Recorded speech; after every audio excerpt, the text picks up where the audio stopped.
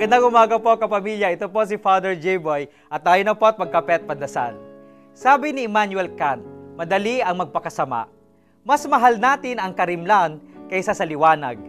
Nakasanayan na natin gawin ang ating mga paboritong kasalanan at mahirap iwasan o pawiin ang mga ito. Kung nabubunyag ang mga lamat sa ating buhay, nababagabag tayo.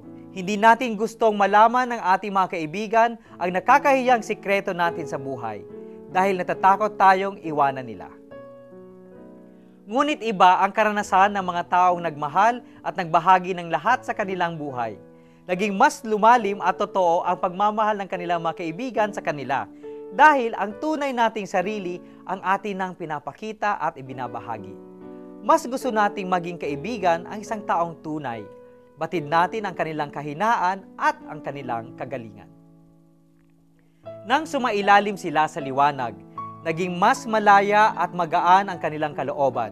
Ang kapangyarihan at pagmamahal ng Diyos ang nakatulong upang makatawid sa liwanag. Ano-anong mga nakasanayan nating gawin ang kailangan na nating ibasura upang magbagong buhay?